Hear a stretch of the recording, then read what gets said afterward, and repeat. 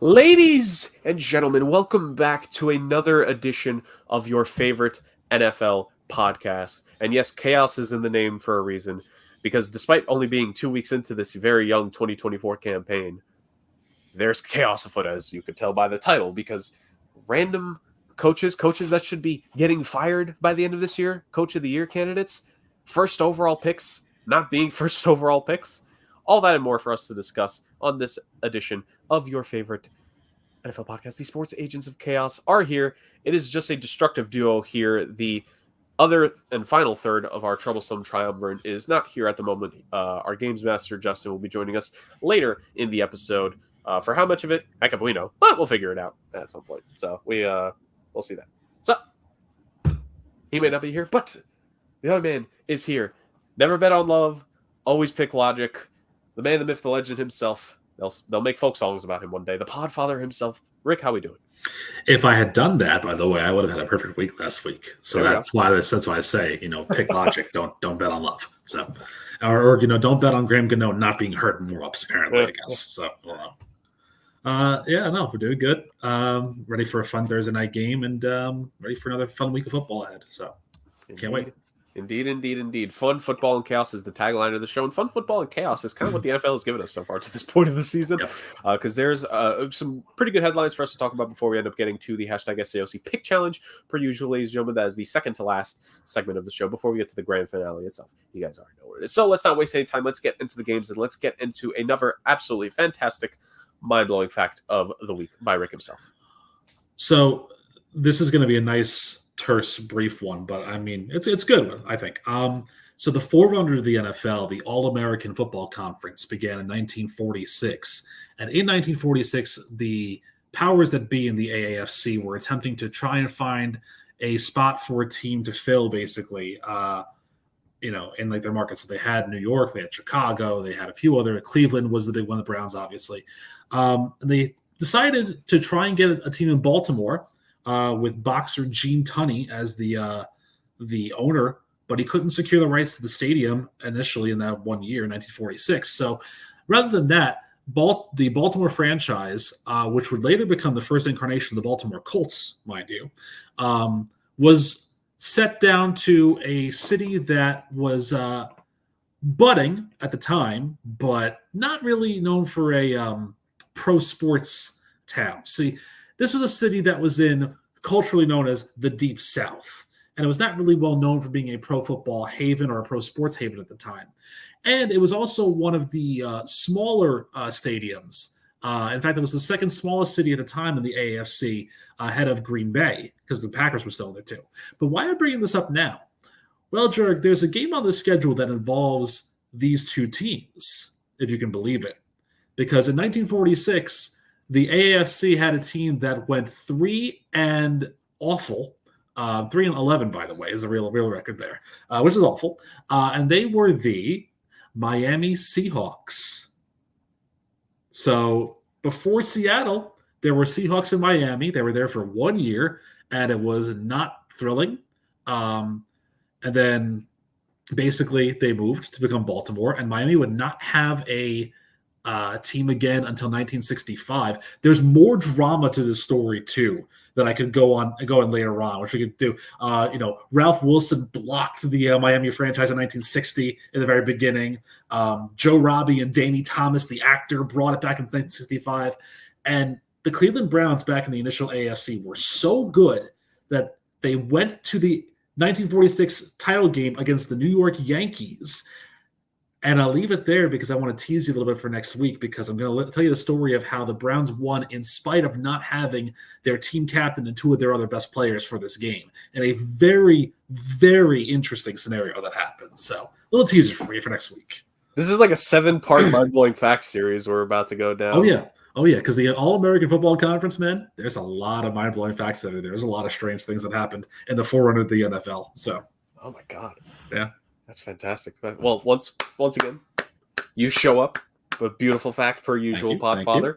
So Rick, as you know, we have it on the screen. This is mind-blowing fact. So Rick gives us something that is definitive. This happened, and he brings us down the rabbit hole with him, ladies and gentlemen, to say the very least. So we're going to go from a pure definitive fact to something that could be a fact, but it could be false because, ladies and gents, it's the return of fact or fiction. It's been so long. It doesn't have the same ring to it as the other. It doesn't, really doesn't. No, but I tried. But it's the first time in a while we're doing fact or fiction, mainly because our games master is not here. We're probably not going to have any we're probably not going to do our usuals in terms of trivia or name that player this week, guys. But we do have a little bit of fun. Yes, we do have a little bit of fun to talk about before we get into it. So I thought of a quick fact or fiction because this is going to. I mean, we're going to talk about a specific player, which I think we won't have to touch upon once we get to the main news section for week 2, but he'll help us lead into the first brief topic I want to discuss about it. So, Rick, yes, fact or fiction? Yes. By next season's trade deadline, okay, will Bryce Young still be a Carolina Panther? And here's why I asked this for the context, ladies and gentlemen. Bryce Young, after what was not a good week 2 performance to the Chargers, he had less than 35 passing yards in the first half against them. Yeah, something like that. You know, he finished strong. Sure. He finished with 84, I think. So sure, it's not been a banner start or any kind of start to the year for Bryce Young, to say the very least. He hasn't started the year, actually. Yeah, basically. 0-2 are the Panthers, and despite immediately after the game, Dave Canales saying that Bryce would be the starter going into week 3, the Panthers have reversed course, and now Andy Dalton is going to be the guy, which is basically, read between the lines, kids. Dave Canales' job is already in danger, which, I mean, with David Tepper as the owner, we're not really no surprise. So with the former first overall pick being benched, we've seen first overall picks be benched before. So that part is not necessarily that by itself is it's shocking, but it's okay, this has sort of happened. Yep. Remember all the draft capital, that whole trade that went into getting Bryce Young to be a Panther, the decision by Tepper to draft Young over Stroud, and everything that is, the hype of Young coming in to what we have seen so far. Rick, is he long for Carolina? Yeah, I say that he is. I don't think that Dave Tepper is going to go down. He's going to go down with this ship, basically. He's not going to let this get away from him, because I think it depends also on where they finish, because if they have the number 1 pick again, you might see them traded again for more capital, because I think a team that might be a little more antsy to get a quarterback might want to come up and take a Quinn Ewers or an Arch Manning or somebody else in this draft. But I think Carolina holds on to Bryce Young. I think this is a demotion that Bryce Young needed. I think also Frank Reich was just too gun shy to do it. But they've only scored 13 points, and there was only 1 offensive touchdown that was almost a fumble giveaway. So if there wasn't for that, you would talk about 6 points with just 2 field goals. They need to have some offensive change here, and I think Andy Dalton will lead them to that. But I can still see Bryce Young on this team next year, kind of like a Trey Lance thing, where he was on the Niners, even though Brock Purdy was still good and they had a second and Lance was the third. I think Bryce Young will probably slide into the number 3 spot in the depth chart if they do draft a quarterback, and he'll be the number 1 behind Dalton, and they'll try and get something for Young and try and do some kind of reclamation project in a way, maybe. Yeah. So it's only tough for me because I said it exactly to be next year's trade deadline. But I got to be honest with you. I do see a realm where he may not be a Carolina Panther past year 3 of his rookie deal. So it's year 2 right now. And I could see a scenario where he is no longer on that roster by the end of next season. Again, it's tough because I've set it to be at next year's deadline. But man, you're sneaked by your own rules and ramifications, man. Yes, basically. So to my own preset notion of next year's trade deadline, I would say fiction. But if we were to extend it to the start of the 2026 season, I'd kind of be confident saying fact there. Yeah, I think. And honestly, I still don't even think it's necessarily out of the realm of possibility for a fact on the deadline. Because look, man, I agree with you. I think him being benched had to happen for his own psyche, for his own. I think there are ways that you can handle stuff like this that I'm hoping Dave Canales has done. And when I say that, I essentially mean locking Dave Tepper out of the arena for the day. And him and the coaching staff as a whole, mainly the OC, getting to talk to Bryce and be like, look, it's not been easy.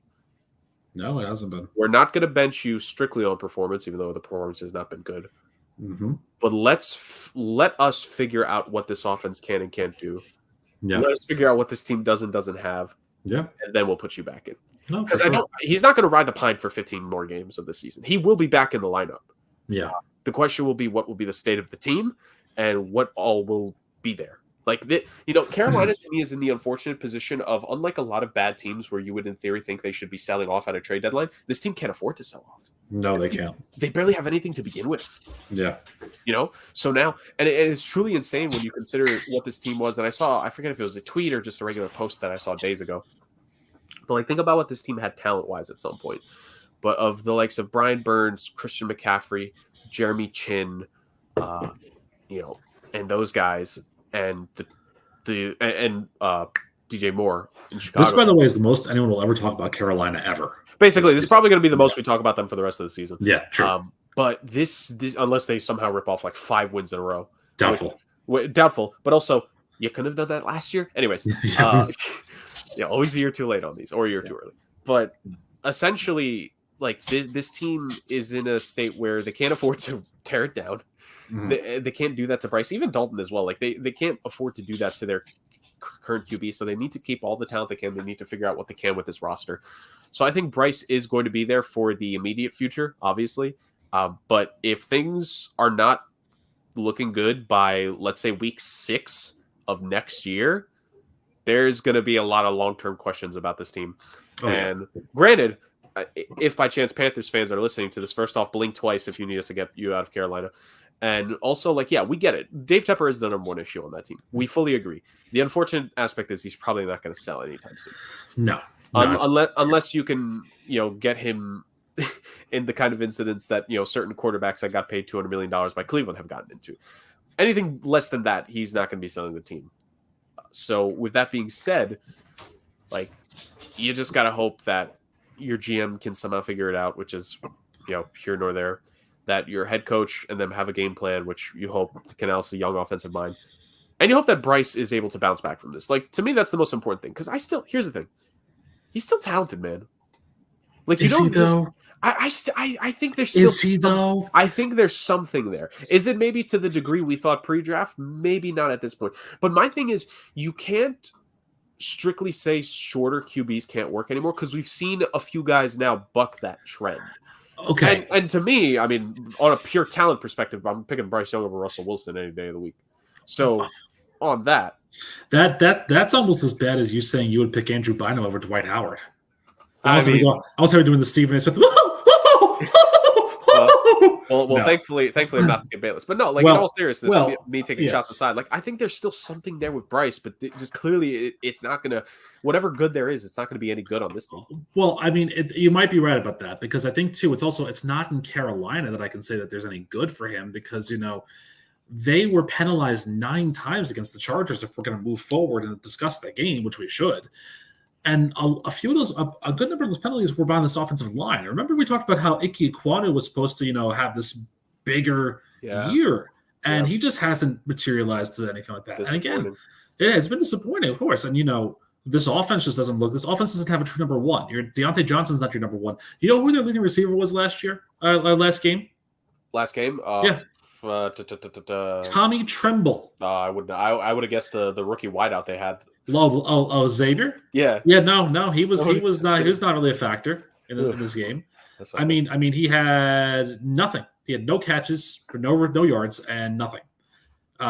Technically, the most catches were Hubbard out of the backfield, but Hubbard out of the backfield, 4 catches, that's your best. And you know what the funny part is too about that game? It was a 26-3 jaunt through the tulips by the Chargers, if you will. They did not have to do anything special on offense to win this game. Justin Herbert only threw for 130 yards. What won them the game was the running back play, which I'll be honest with you, I'm pleasantly surprised and impressed with how J.K. Dobbins has taken to L.A. Yeah. I really am. I mean, I felt so bad for that guy because he was always so injury prone in Baltimore, but he 151 yards. 131 rather in this last game. J.K. Dobbins fantasy owner, by the way. Yeah, exactly. No, it's a great pickup because it shows that Jim Harbaugh wants to diversify that offense a little bit more and doesn't want to really focus on Herbert throwing for 400 yards every game. They can win on the ground. They don't need. And the funny thing is too, Austin Eckler, when he was with the Chargers, he was a catcher of a running back. Like, he could run and he could catch. Dobbins hasn't really been had that option. Not really as Gus Edwards. I don't think he has had that really on his side too. There was only one reception in the last game for a running back, and it was by Dobbins for no yards. Yeah. Because QJ had two touchdowns, 5 catches. Led McConkey had 2 catches. But Dobbins did his work in the backfield, 17 carries, 131 yards, an average of almost 8 yards a carry. Again, the Chargers are 2-0 because they're understanding it. They're getting it that, like, in order for Justin Herbert to be a good player, he doesn't necessarily need to be the guy carrying the weight of the world on his shoulders. He game in and game out. Exactly. Like, that's the thing. Yeah, he could be a role player in some games because you have J.K. Dobbins there or Gus Edwards there on certain nights to spell the load. And if it works, keep running the ball. It's so funny, by the way. It's so funny that this week we had 2 games, this one and then Green Bay, where, what do you know? The running attack worked and they stayed with it. Yeah. And it kept working. Yep. I mean, John Harbaugh learned from Jim Harbaugh. Take notes. Yeah, take notes. Jot that down, It's funny you mentioned the Packers game, Rick, because honestly, that's involved in the continuation of the conversation that I want to very quickly touch on here before we get to more topics. Mm-hmm. So we're going to zoom. We're going to go a little bit rapid fire here to an extent. So Bryce Young is not the only second-year QB who struggled this week, right? Yeah. Anthony Richardson did not have the greatest of performances against the Green Bay Packers, and Will Levis, not great. Any comments about those two in particular, like the struggles that the two of them had in their respective games? Because we talked about the rookie QB struggling in their debut weeks. Now it's the second-year QB struggling here in week 2. So my thing with Anthony Richardson is that 2 of his 3 interceptions were in the second quarter when they were in the second half, rather, when they were already down big. They were already down 16-3 when he threw his second pick, and it wasn't going to change anything. So that's maybe just a rookie trying to force the issue because he's down by a bunch. I think he's still a very talented quarterback. I think the Colts have the right guy there because he still can throw the ball. He still can run the ball, but you knew going in that this was going to be a raw player. So I'm not really concerned about him as much, to be honest with you. I don't think that there's any real cause for alarm in Indy. I think that there's still going to be a second place, third place team in this division because Houston's just that damn good. Will Levis, on the other hand, he's making some pretty bad decisions. Some pretty bad, and like, you can say, well, if you're going to call Richardson a rookie, Levis is still a rookie too. Not really. Levis played a lot more games last year. Richardson got hurt in the early going, and then he was out for much of it. Levis kind of knows now the system. And look, you can say, well, both guys played against good defenses, and that's true. The Packers' defense was stout, and the Jets' defense allowed some plays, but they were held through in the end. But some Will Levis issues, the fumble, if you want to call it a fumble, I don't know what do you call it, a fake shovel pass almost? Yeah. It was just like that's something that you cannot do. And even watching Brian Callahan on the sidelines being like, what the what were you doing on that play?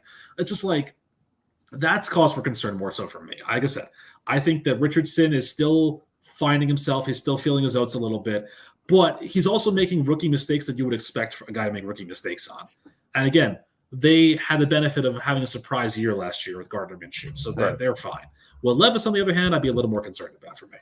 Yeah, no, I'm with you. I think the thing with Richardson, we talked about this last year with him, is like it's boom or bust, right? It's boom or bust with this kid on some of these plays, and he's had some really good throws in the first 2 games, right? He's had some darts. You just hope to cut down on the mistakes and also just get that consistency going. I think Indy will be able to find a way to figure that out real soon. I fully believe Shane Steichen, with the weapons on that team, they could very quickly, in short order, figure things out on that offensive end. It's the defense that needs to be figured out because that rushing defense has not been good, to say the very least, in the first 2 weeks this season. It has been tough, to say the bare minimum. Mixon and Jacobs just running all over them. But no, I'm with you. Yeah, Will Levis, like when a head coach clearly, like, deliberately says that was a stupid move that he did and is not taking it back, be like, it was stupid. Like, how, it was dumb. When do head coaches like really are that like overtly saying, that was a stupid play by my player, that was a stupid play by the quarterback? It doesn't happen, or they apologize after. No, not this time. Ain't happening. Ain't happening. No, absolutely. Nor should they. So two young quarterbacks there that still need to figure things out, to say the very least. I mentioned some rookies, Rick. Let me talk about one of the rookie QBs that performed this week.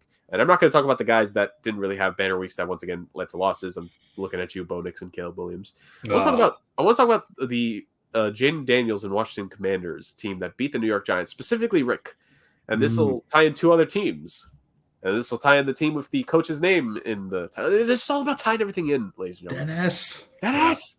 But the Washington Commanders are tied with the Dallas Cowboys and the Philadelphia Eagles for the top spot in the NFC East. Look at that. All those years ago when we both backed them, Rick, it's finally coming to fruition. But now the Commanders defeated the New York Giants in a game where the Giants scored 3 touchdowns. But because, as you've mentioned, Graham Gano getting injured it was the opening kickoff he got hurt on, right? No, he was injured in warm-ups. Oh, he was injured in warm-ups? Jeez, wow. Yeah. So because of that, they basically had to do a no point after touchdown game. And the good news, they still scored 3 times on touchdowns. The bad news, they couldn't score any 2-point conversions whatsoever. The worst news, the good news, they didn't let the Commanders get any touchdowns. The bad news, the Commanders still won. So resilience by Washington, Dan Quinn in that group, to say the very least. Who didn't pick up Austin Seibert this week thinking that he was going to have 7 field goals? Like, come on. Like, you knew that was going to happen, right? I would have won me fantasy this week, funny enough. How about that?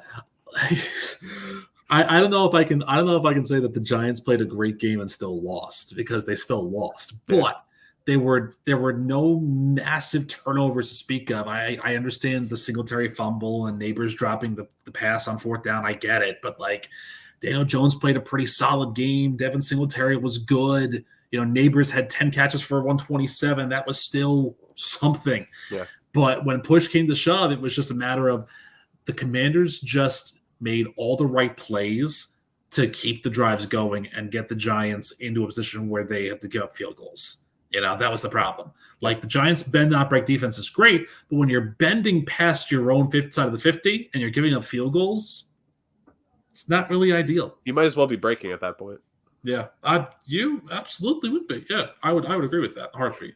But again, there are positives to take away on both sides. Listen, Jade Daniels, again, great game by him. And hasn't thrown an offensive touchdown. He hasn't thrown a passing touchdown, but he's commanded that offense really, really well. And I think, in this game, only 6 incompletions. Now, what was his problem this week? Last week his problem was 3 fumbles. This week his problem was being sacked 5 times. Now, again, you can say Sam Cosmi had a really bad game, because he did. But this is also rookie, awareness of the pocket. The pocket collapses a lot faster in the NFL than it does in the college ranks. So, the pocket ain't going to collapse that much when you're Auburn and you're playing Central Arkansas. No, sir. It's not going to collapse that much. But when you're in the NFL, it's going to collapse in a hurry. And a lot of, I think, those sacks were also him trying to dance around and just running into second or third moves. And that's something you could work out from a rookie QB, right? Yeah. Like, they'll be able to get him to be more composed here in the pocket eventually. Oh, yeah. And for all intents and purposes, he's been the best rookie so far of the QBs. Yes, he has been. So he absolutely has been. Like, you'll take what you have right now, which again is being tied with the perceived top 2 teams in that division. So before we get to that conversation, let's bring in a true first place caliber guy right here. Hey! He has made the show, ladies and gentlemen. Justin, we have moved past the games portion, unfortunately, this week, but we'll pick that up next week. Don't worry.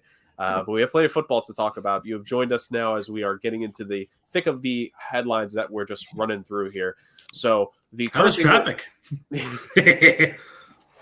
I know. So traffic must have been not too bad. So just dinner. No, you're good. So we finished talking about Bryce Young and the Carolina Panthers and what his future may or may not be. We talked about Anthony Richardson, Will Levis briefly, and we just finished talking about the Commanders and the fact that they had victory over the Giants. Now we're going to talk about the 2 other teams in the NFC East that had games that week, and not great endings for them, to say the very least. The Philadelphia Eagles and the Dallas Cowboys. The Dallas Cowboys got smoked by the New Orleans Saints. Like, it was not even close, straight up. The Saints dominated in that game offensively and ran them off the field, literally and figuratively, if we're being honest. And then the Philadelphia Eagles, the collapse in the final minutes of the game. Like, it was a struggle session. They didn't take the points early, which, what do we always say on this program, ladies and gentlemen? Take the points. There it is. So the Eagles wouldn't have made a difference in this game, though. It actually would have, because if they take the points early and then, like, they would have, because they lost How much were they up by after their field goal at the end? Like they were up by what, 5 or 6? They were up by 6 because it was a 1-point game. If they take the we're points talking about Philly. earlier, Philly would have made a difference. Yeah. I thought we were still on the Cowboys. No. The Cowboys were trash from the No amount of points would have been able to help Dallas. Yeah. But Philly, it was a legitimate difference where you could point to a multitude of things that let them down in that game. Not taking the points, the drop by Saquon on third down, which is the dumbest play call I've ever seen. Yeah. Questioning the play call of throwing it on third down, and also the fact that the defense just completely allowed Kirk Cousins to become primetime Kirk Cousins there. But the Eagles, the narrative is now, I saw the stat earlier, what are they, 2-6 in their last 8 games dating back to last season? And I think this is definitely not the first of the blown games that we've seen from them, dating back to the back half of last year when they were really starting their struggle session.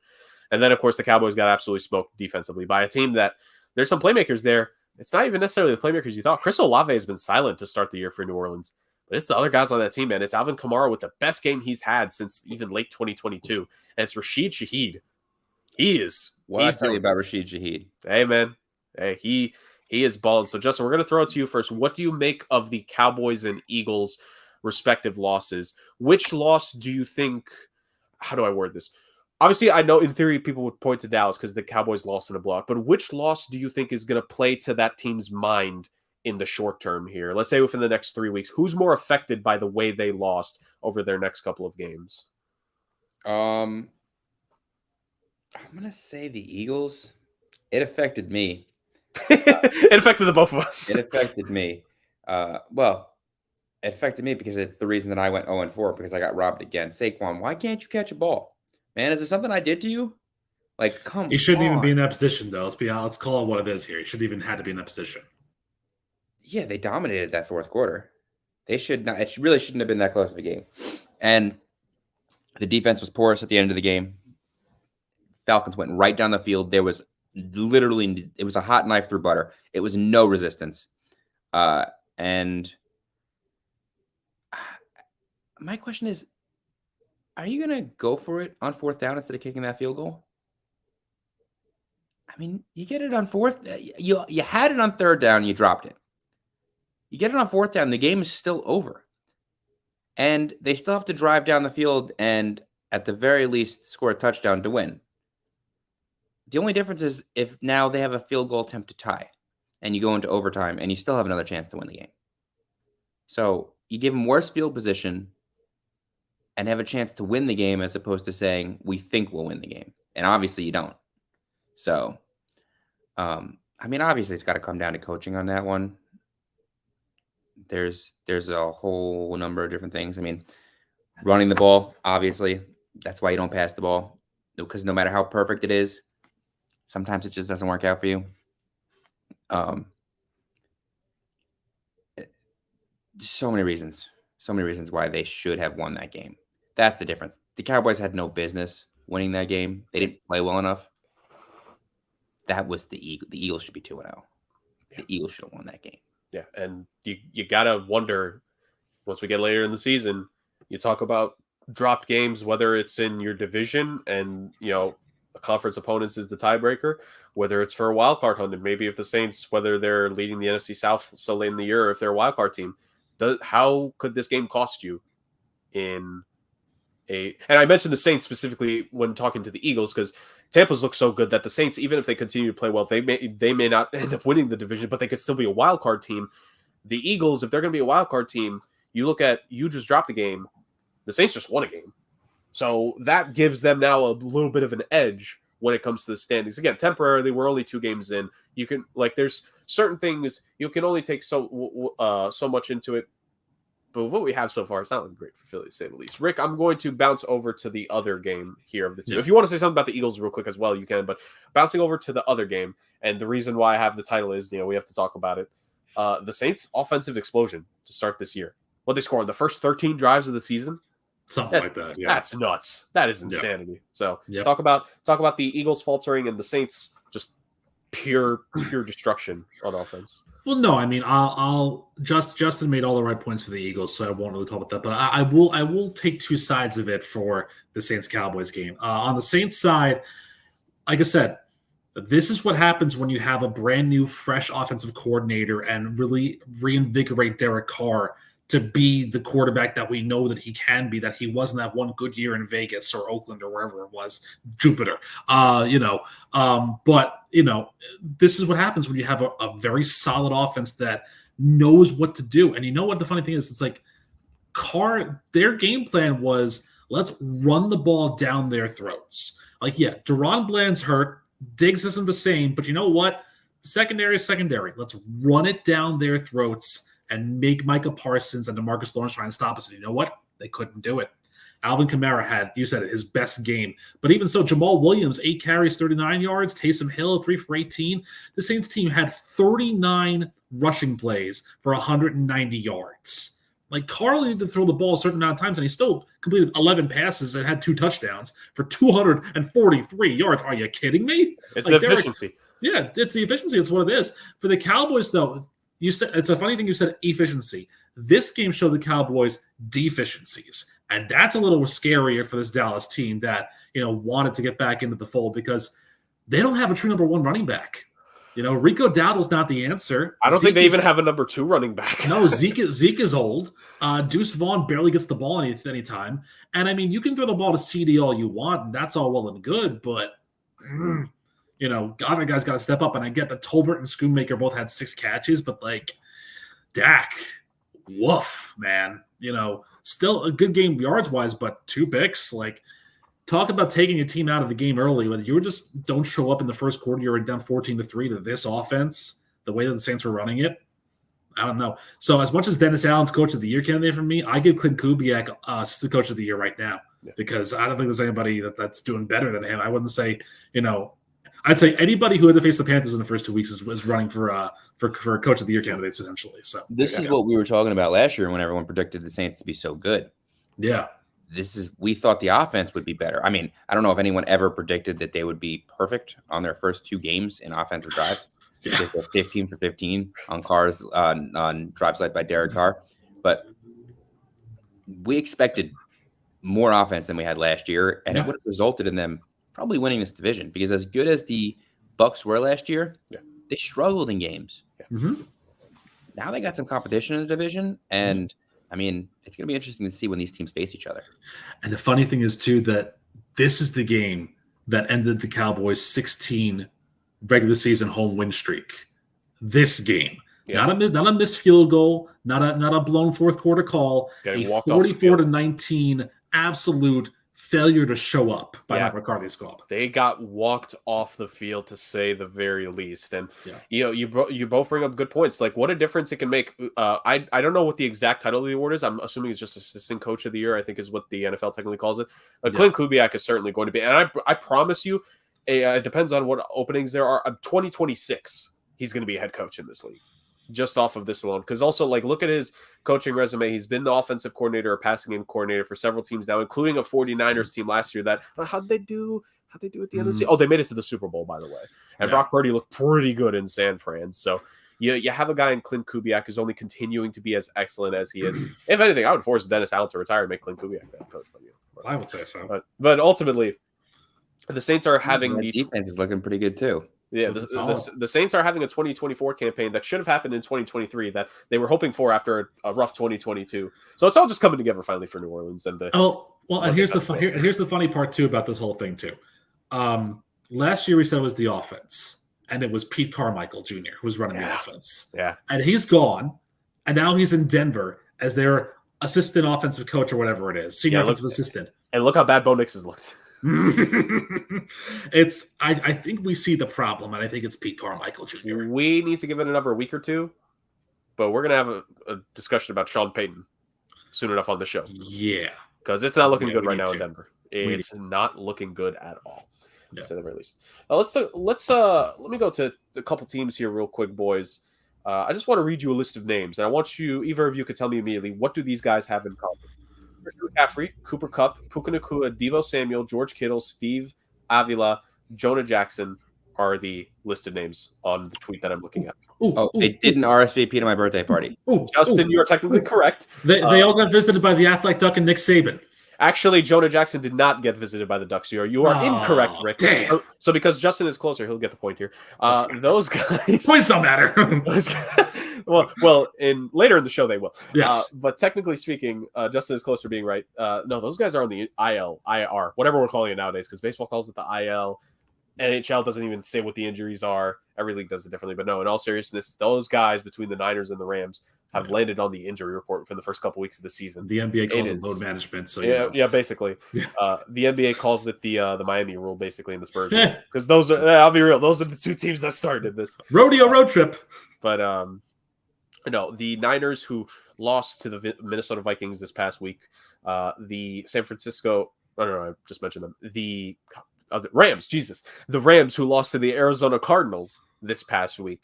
Both those teams having a lot of bad injury luck right now, to say the very least. The Lions lost to the Buccaneers, but that's honestly, I don't like. It was a good game. It deserves a quick mention here. It was a very good game. I think the three of us would agree. It just came down to the Buccaneers made a couple more plays in Detroit, and Detroit just couldn't get it really rolling for them. That one. Props to the Buccaneers defense, which I think the three of us said was a reason why they could have been better this year, because like that defense taking a step up is exactly what they need. And Detroit, a bad return to previous form for that team. But there's going to be confidence that they could easily step back into what their real form would be later in the season. So I think we'll give it another week to see if there's anything actually brewing in Detroit issue-wise, to say the minimum. But, those two teams, boys, Niners, Rams. Rick, I'll throw it to you real quick here as we quickly go through these headlines.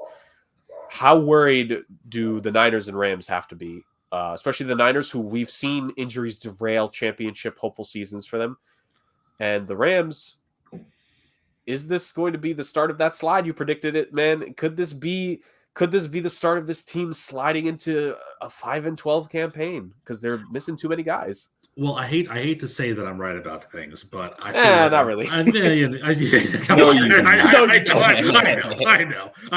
Bold-faced lie. Well, let me answer that question with a question. Which team wants this game more? Because do you think that San Fran, if San Fran goes 1-2, do you start sounding the alarm bells? Or if the Rams go 0-3, is there more trouble in Tinseltown? Look, I think the Rams are in a bit more trouble because they've lost their top two guys. Three, if you want to count Tyler Higbee, who hasn't played at all this season. They're down Kupp, they're down Nakua, they're down Higbee. So they're starting Tutu Atwell, DeMarcus Robinson, who I picked up on fantasy, and Parkinson is the tight end. Those are not names that are major stars yet. They could be, but they're not. And what did we see in the last game? It wasn't so much the fact that the offense couldn't get going. This defense for the Rams, I'm sorry. I know I said this earlier when we were doing the NFC West discussion, and I know Justin yelled at me for it, but it's the truth. Two guys cannot replace what Aaron Donald was doing. They're trying to do that, but Aaron Donald, it's not so much the fact that his stats weren't there. It's the fact that the soul of this defense is gone. When you allow Marvin Harrison Jr., who had one catch last week, to have a 60-yard touchdown walk-in and 70 more yards on 3 catches, including another score. What is this Rams team doing on defense? I get, no Jalen Ramsey, but what? This Rams team is just, it's rough. Sean McVay wishes that he was doing what Belichick was doing right now and be on InstaFace or whatever he wants to call it, because he ain't coaching much longer if this is the problem, because this Rams team, let me tell you something. Woo, it's so funny to me. The Chargers are 2-0 and the Rams are 0-2. Who's the kid brother now, right? Who's the rookie now, basically? Well, I would say the team that won a championship still gets the good parts of it. Well, true, but I think the Chargers being 2-0 is more of a surprise, because no one thought Jim Harbaugh was going to be as proficient as a head coach as he's been in the first 2 weeks. But the Chargers were a rebuild. We knew they were a rebuild coming in, and they've won 2 games. They've won one against a really bad team, and they won one really sloppy, but hard fought win. It's just so funny to me, though, that the Rams were ticketed by a lot of pundits as like a sneaky 5 seed, a sneaky NFC title game appearance. I didn't see that either. You both said it. There's 3 players that if 1 or 2 of them go down, this team's going to be in a world of hurt. And guess what? 2 out of the 3 are down right now. Yep.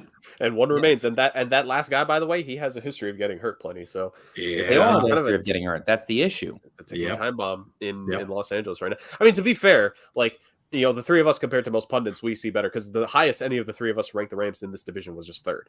Right. None of us had these delusions of grandeur for this team. And look, they were able to pull off a miraculous wild card appearance last year. Don't think it's going to happen again this time around. To say that. When was the last time Stafford made consecutive playoff appearances? Never.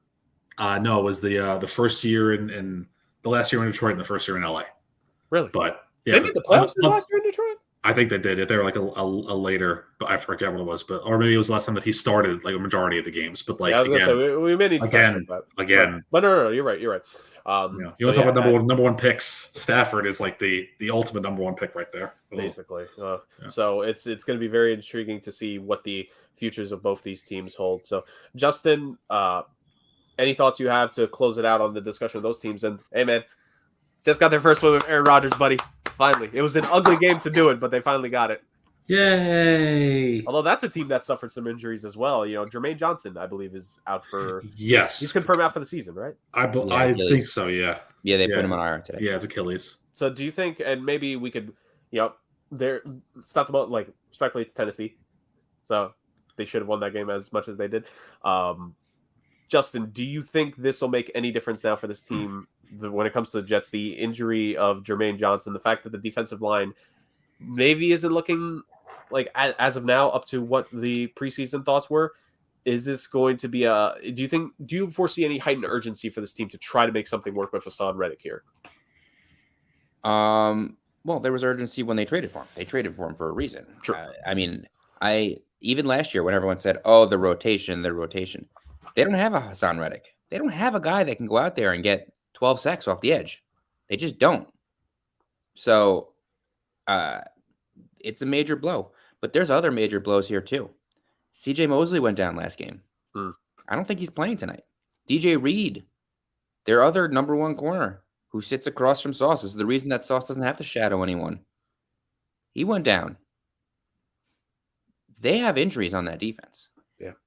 And injuries aside, that defense has not looked as good as it did last year with everyone on the field.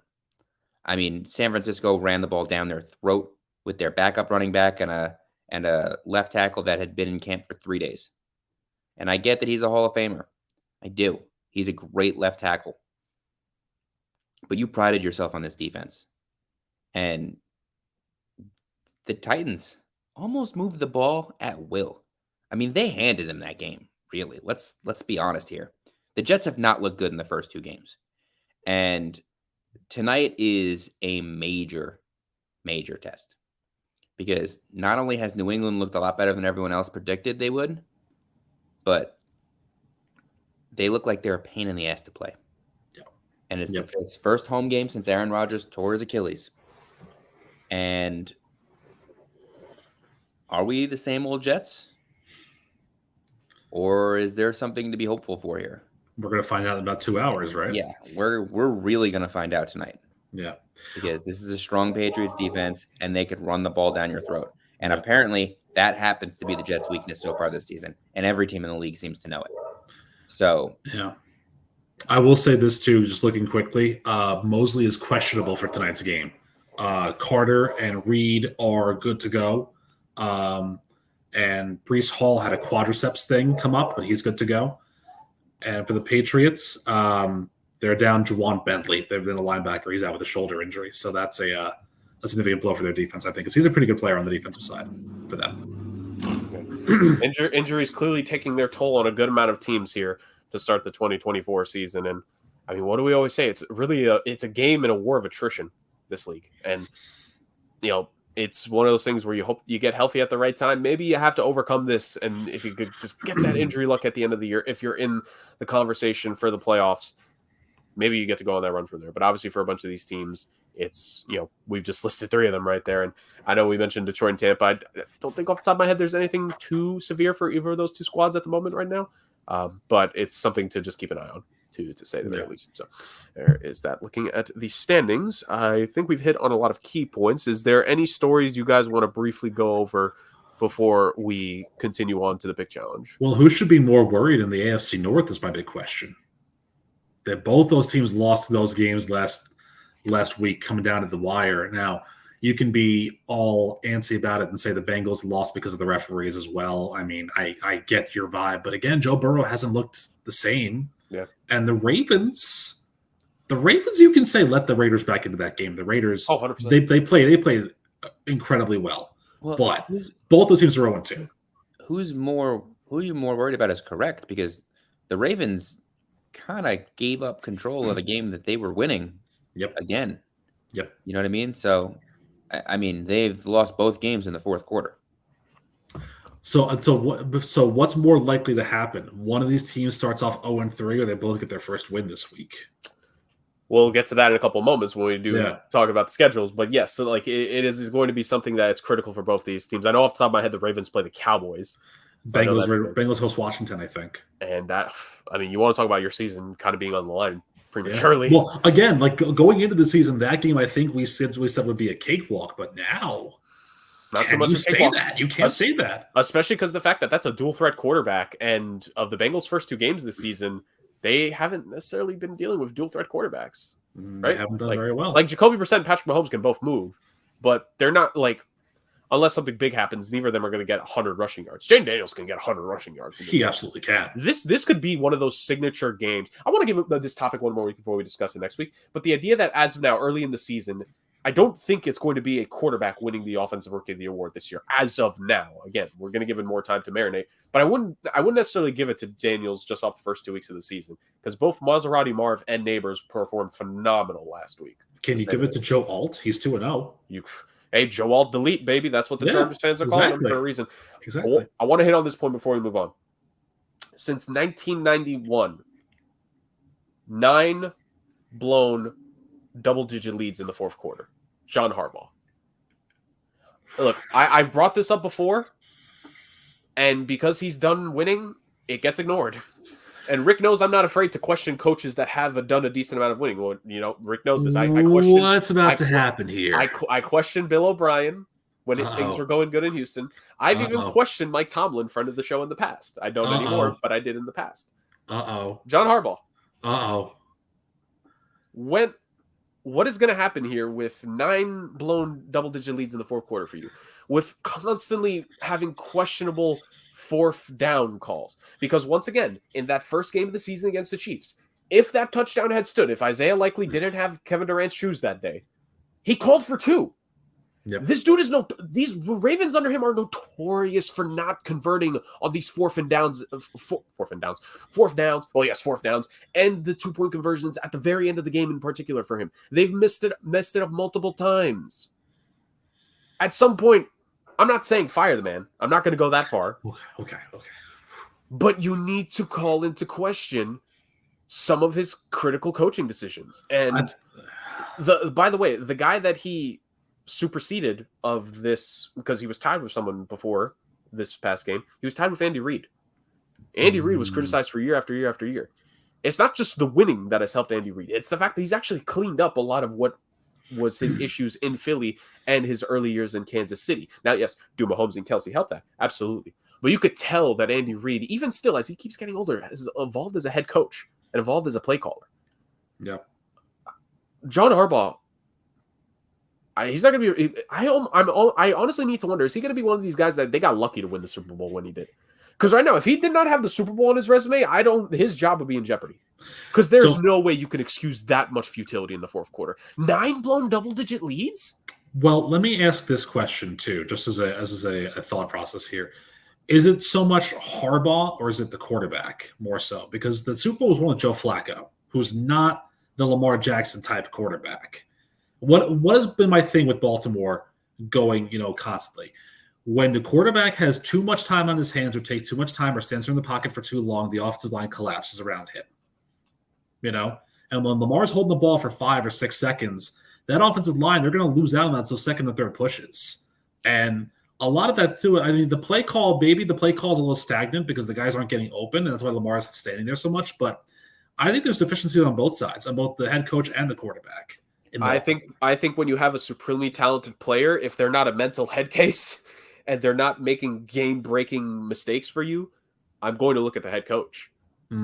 Like, say what you will. Like, again, playoffs is a different conversation. We're talking about individual games there. And then I think that's where the conversation becomes more 50-50. But we're not talking about that. We're talking about 9 blown double-digit leads. We're talking about now, from the first game of the season to the last game of last season, back-to-back games where you mentioned before, Rick, teams committing to the run. That was a shot at this Ravens team that the first couple weeks of this year and the end of last year, they would deviate away from what was leading them to success. That's not on Lamar. That's on the head coach.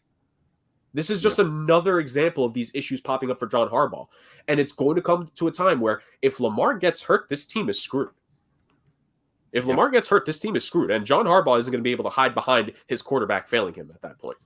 Because you don't get to hide behind that if your quarterback isn't the one failing you. So, to say the very least, I just think, there's things to look out for, as I've said. We're going to look out at the rookie QBs here. We're going to look at the rookie skill position players. Going to look at some of these head coaches and start to ask questions about their long-term employment where they're at right now. Just saying. It's a conversation worth having with a couple of these guys. Justin, any notes, not even just what we talked about necessarily, but any notes on any teams here before we move on to the pick challenge? No, I was going to say, I think that the issue with the line is bigger than Lamar holding the ball because they're getting to him quicker than 5 seconds. And both games I watched, I mean, they have faced 2 very good pass rushes, but both the games that I watched, Lamar was running for his life before he had a chance to look down the field and see if there was any open targets. Yeah. So it's as much as you want to sit there and say that is something he's had an issue with in the past. I'm not sure that they've given him the opportunity to have that issue this year. Yeah. So, and soon you're going to see him continue to have that issue because in games where they can have time and let it develop, he's not going to feel safe in the pocket. He's going to scramble because he's used to running for his life. Yeah. So he did that in college plenty. Yep. And Jerk, we're already 2 weeks in, but playoffs. Indeed. Well, it's always about the big, most important things, ladies and gentlemen. But of course, this is a marathon leading to the end of the season. And speaking of what is a marathon, so is the hashtag SAOC pick challenge. We're just connecting everything in this episode today. This is just a masterclass of transitions in this edition of the podcast. Episode 120, by the way, ladies and gentlemen. Thank you if you've joined us for this many. Why? But please stay. In all seriousness, welcome to the fun part of the show that we always look forward to in every single season. In this young campaign, it's going to be getting good. The hashtag SAOC pick challenge, where the 3 of us plus our resident show mascot go throughout the NFL and make picks on a 4-1 scale for the 3 of us. Sometimes less games for the mascot, depending on what the situation is. And we basically decide how confident are we in these games, and then we pick them.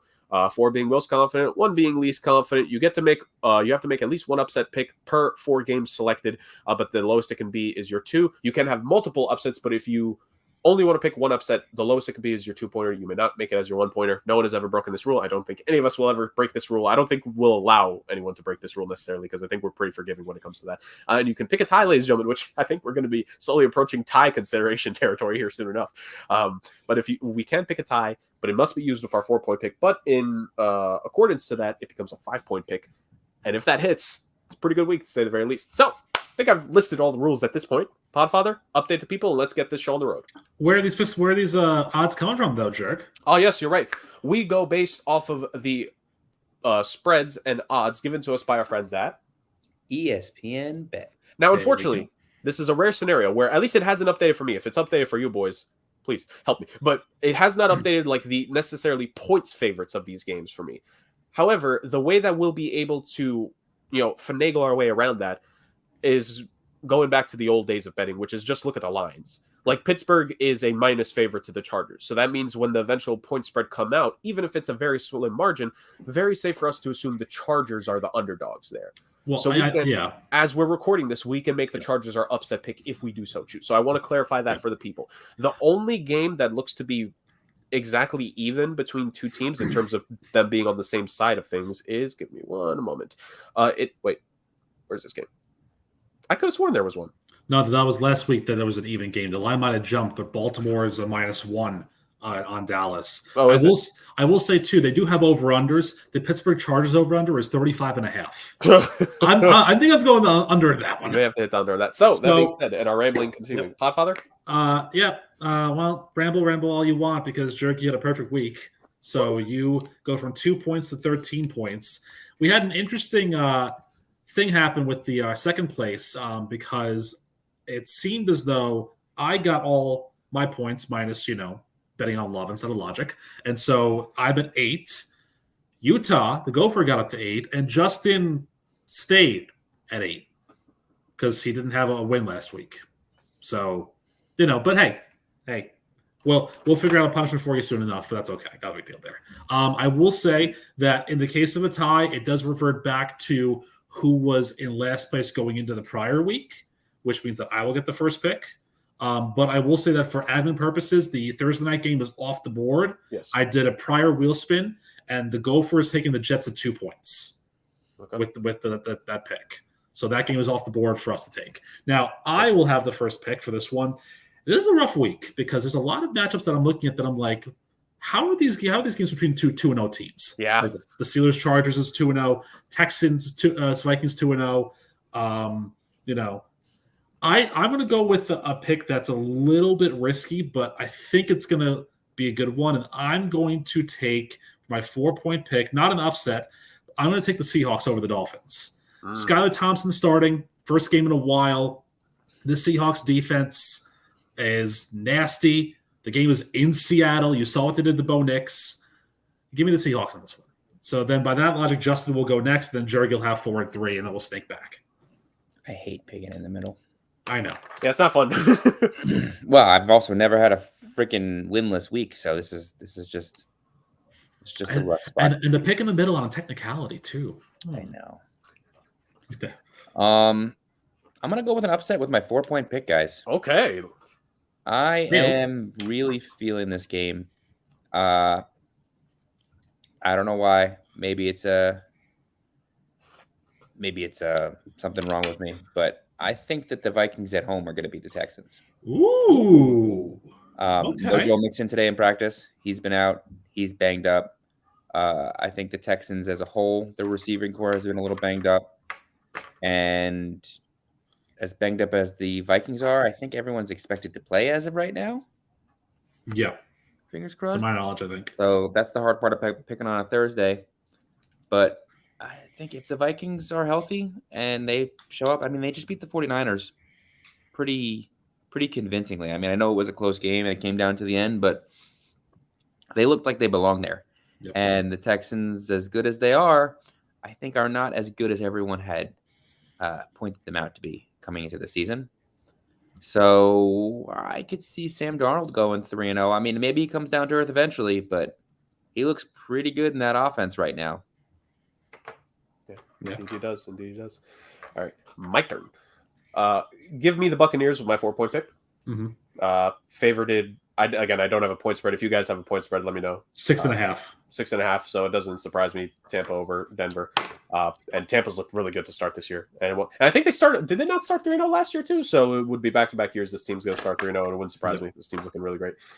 Can you confirm for me, Rick? Because I don't have point spreads here for me, but I have lines of whether they're plus or minus. So this team on betting odds is a plus. Can you confirm if they are a point favorite or not? The Packers-Titans game. The Packers-Titans game, Tennessee is favored by 2.5. The Packers are the underdog in this game. Give me a 3-point upset revenge game for Malik Willis and co. with the Green Bay Packers. I think, man, the Titans' offense is looking and as Justin mentioned, it was a starting to get banged up Jets defense last week, and in the first week of the season, they faced the Bears team, where they just completely blew that game. And how they blew that game was their defense led 20 points in a row. Yep. I think this Packers offense can do enough, and I think this is the best defense that the Titans have probably faced so far. So give me the Buccaneers with my 4-point, and give me the Packers with an upset pick on my 3. That's fair. All right. Now, I'm torn between a couple games here, but I think I'm ready to get hurt again. Uh-oh.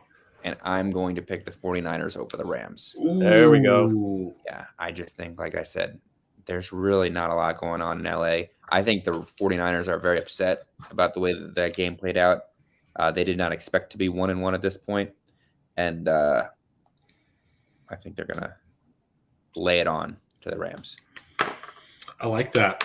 I like that a lot. I think that's a good option for you there. Like I said, which team needs it more? San Francisco falls to 1-2, that's a problem. Or if it's the Rams going 0-3, is that an issue? So That's the question. Issue. Yeah. I am. So the problem is that when I did my pre-season picks, those were 2 of my 3 upsets for this week. So I have to pick the third upset. And that'll say that for my 2-point pick. In the interim, I'm going with the 3-point pick because Gingers have no souls, and I'm taking Uncle Rico and the Raiders over the Panthers at 3 points, taking that game pretty easily. And then my 2-pointer, I'm not confident about it, so I'm prepared for an 8-point week at back some here. But my 2-point pick, it's a bad taste in my mouth here. I'm going Monday night and give me the Jaguars over the Bills. I had a feeling that was where we were going to go. Yeah, I'm not thrilled about it, but I have to. I will say, in fairness to you, though, Rick, the last couple of seasons, the Jags have surprised us in their games against the Bills. Like, they've upset them multiple times over the last couple of seasons. They have. Yeah. It could be a case of this again. You never know. You might get lucky this time around. Right. I mean, listen, that's something we got to do. So, yeah. But that's me at 2. So, Justin, if you want to hit your 2-pointer. Yeah, I'll take the Kansas City referees over the Falcons. Yeah. Absolutely accurate. That's a knee slapper. All right. Kind of torn here. There's some very intriguing games, but give me the Browns over the Giants with my 2-pointer. Because even though Deshaun Watson is a disgrace to quarterback play right now, Daniel Jones and the Giants are just unlucky. Yeah, they don't look good. And that Browns defense is really good. Yep. And it's going to take a lot more. Is it luck, though? I'm being nice. When I try to be nice, you guys. No, I appreciate you trying to be nice, but like we're a football podcast here. We can call it what it is. We can call it spade a spade. I like when I try to be nice. I get gaslighted, and then when I am being harsh and criticizing, I think with some backing, I get criticized for my criticism. It's all there's no winning with us. You know this. That's true. Well, there's no winning my fantasy league. My win got overturned, actually, funny enough.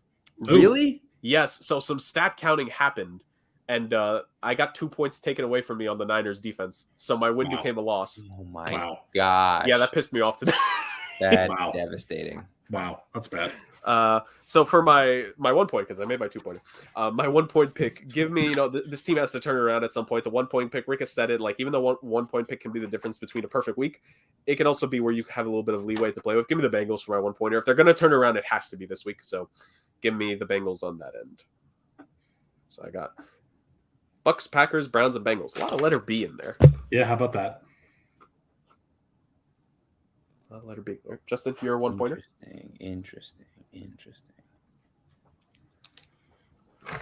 Part of me wants to take the Eagles again because I don't think the Saints are this good.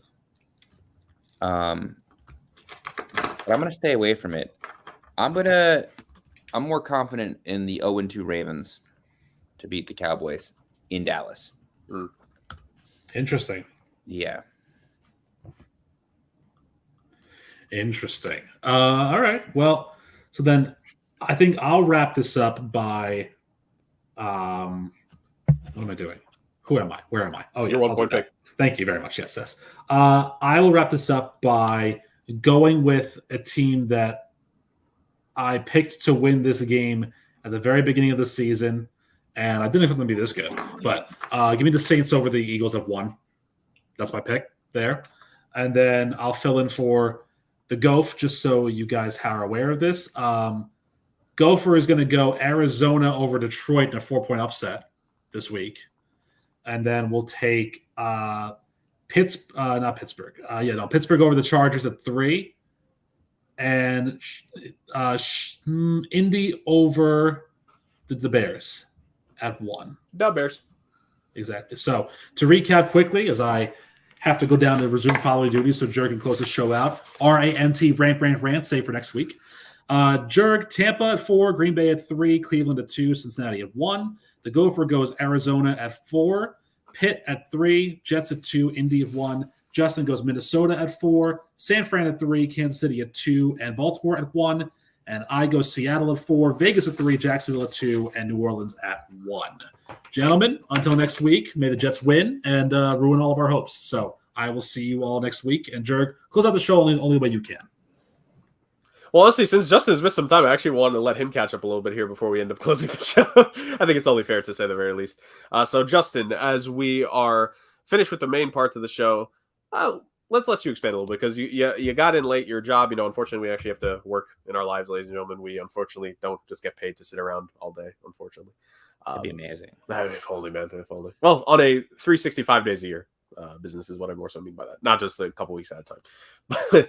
But for you, I want to give you a chance to speak on two specific topics before we end up closing this out. And if you want to expand a little bit after the second one on anything else we may have discussed that you wanted to give more of your 2 cents on, you're more than welcome to. So my factor of fiction going into this, I don't know if you got to listen to the show when you were coming in like before that, was basically my specific factor of fiction was, did we think Bryce Young would still be a Carolina Panther by next year's trade deadline?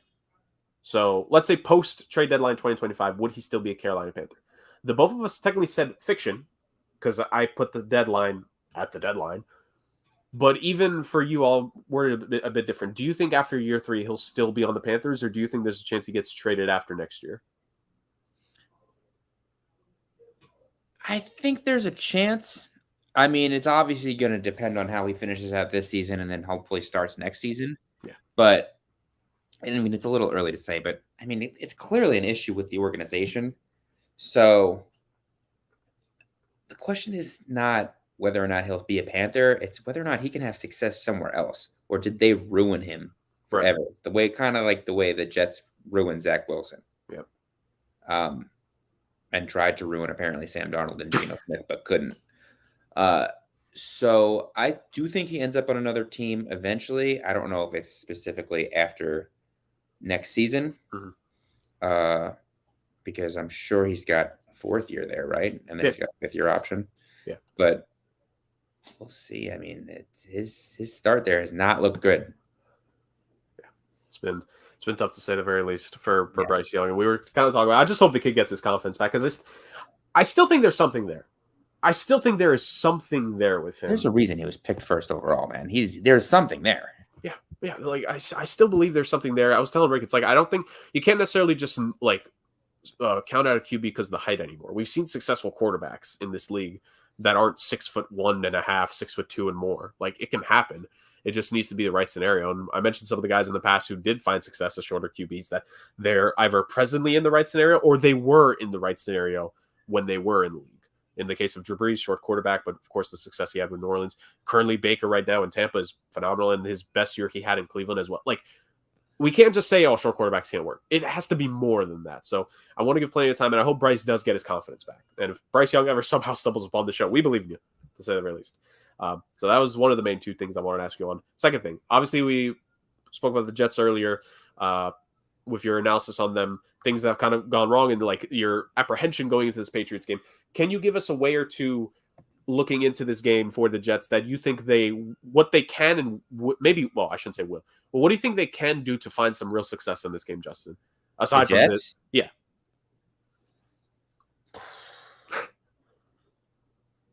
They got to make good stops. Mm-hmm. They got to stop that run game. And that'll affect the field position. That'll affect their run game. It'll make it easier. A lot easier to run on 1st and 10 when you're on the 30 as opposed to 1st and 10 on your own 15. Right. So I think defensive stops is the most important. They got to limit Ramondre Stevenson. I gotta think you got to make Jacoby Brissett beat you and hope that your secondary can be what you think the secondary is. Yep, to say the very least, this is going to be a game to see. And again, this would just be a thought that I'm sure you would hope for, but I'm sure Jets fans are hoping that this could maybe be a bit of a breakout game for the offense here, get a little bit more production in him, because Rodgers has looked fine so far, but it's nothing spectacular. You've had plays here and there, but it's nothing crazy. And Garrett Wilson, we know the talent's there, obviously, but we got to see that first really big game with Rodgers, right? And maybe it doesn't come in this game. Maybe this is not the right team for it to come against, or maybe like sometimes surprises can happen. And maybe this is going to be the game where Garrett Wilson does break out, and this could be a big game for him and Rodgers, that connection really coming through. And that could be big for the Jets as they are navigating a division right now, Justin. It's the Bills starting out 2-0, but against a relatively weaker opponent. Well, Dolphins not weaker, but the quarterback situation there now. The Dolphins need to navigate through their own issues with their quarterback injury, which Tua was another one of these guys that got hurt. Obviously, as we talked about last week, but he was officially put on IR, so he's going to miss at minimum 4 weeks, probably more if we're being realistic. And the Patriots 1-1, like sturdy team, right? It's sturdy. It just it's no matter what. It's like these they're finding a way. They're finding a way. And obviously, if you're the Jets, you hope that you could break that. So those are the two main points I had. Any topics that we discussed throughout the show, Justin? I know we kind of went rapid fire through a couple things, but is there anything that you felt we only briefly touched upon that you want to give any final remarks? Final remarks belong to you as we reach the end of this edition of the Sports Agents of Chaos. I don't know. There's so much that happened, and I don't know how much we covered. Finally got some Quentin Johnston play, although it is against arguably the worst team in the league. It's good to see him doing well. Yep. We finally got some Marvin Harrison Jr. So yes, it was a big receiving week this week. A lot of long touchdowns, a lot of high offense, high octane offense. Hoping the Jets can bounce back after a rough week. Tua really, really has to learn to protect himself. Probably should have been one of those people that opted for a guardian cap this year. He could have made a real statement in the league, but I guess chose not to. That's up to him. It's his personal thing. So we'll see how it goes. But it's going to be interesting because there's a lot of teams that are really proven to be powerhouses in the first 2 weeks that a lot of people didn't expect. And a lot of teams that people were hoping would take a step forward that just straight up did not. Right. It's going to be interesting to see how week 3 really develops because it seems to be like a topsy-turvy season this year in the NFL. Yeah, it's again, we're so early into the season, so we can only say so much about what we've seen so far. But like, if we always hope for the most both competitive and entertaining football. Like, we would love to get that happy medium, right? Competition and entertainment. We've had a good chunk of that so far. We've had some blowouts, obviously, but we've had a good chunk of that so far. We hope that continues as we head into the stretch here. And we hope that because it's always the talk of